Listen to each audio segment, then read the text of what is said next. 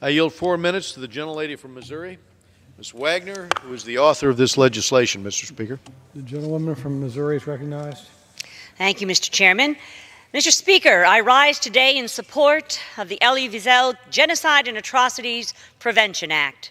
I introduced this bill to improve U.S. efforts to prevent mass atrocity crimes. The legislation honors the legacy of Holocaust survivor Elie Wiesel and his life work to fight evil around the world. Mr. Wiesel was just 15 years old when the Nazis deported him and his family to Auschwitz.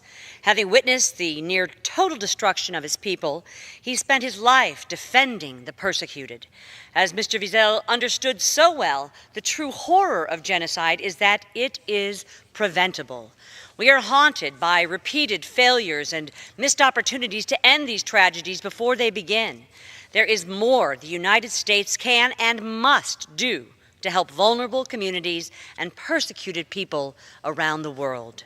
The reality is that good intentions and platitudes like "never again" have not prevented the deaths of hundreds of thousands of civilians at the hands of the Assad regime, nor the ethnic cleansing of the Rohingya Muslims in Burma. When I introduced this legislation, I thought of the Bosnian community in St. Louis, my hometown. This community has shaped what St. Louis looks and feels like.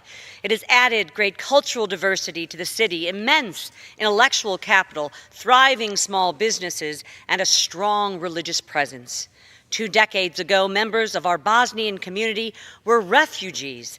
In 1995, Orthodox Serbs, under the command of General Ratko Mladic, initiated a horrific ethnic cleansing campaign against majority Muslim Bosniaks. The bloodshed forced 130,000 Bosnian refugees to seek new lives in the United States. It is fitting that today we remember the victims of the Bosnian genocide just a few days after its 23rd anniversary. I am continually amazed by the resilience of our Bosnian neighbors. Their courage has inspired me to seek change. The Elie Wiesel Act expresses Congress's strong support for better utilization of existing resources, particularly the Atrocities Prevention Board, which is dedicated to coordinating U.S. atrocity prevention and response, and the Complex Crisis Fund, which supports agile, efficient responses to unforeseen crises overseas. Additionally, we require the administration to evaluate existing prevention efforts, report on countries at risk of genocide and mass atrocity crimes, and recommend concrete improvements to our early warning systems. The bill also mandates that U.S. Foreign Service officers are trained in atrocities recognition and response. Should this bill become law, America's diplomats will be better equipped to act before violence spirals out of control.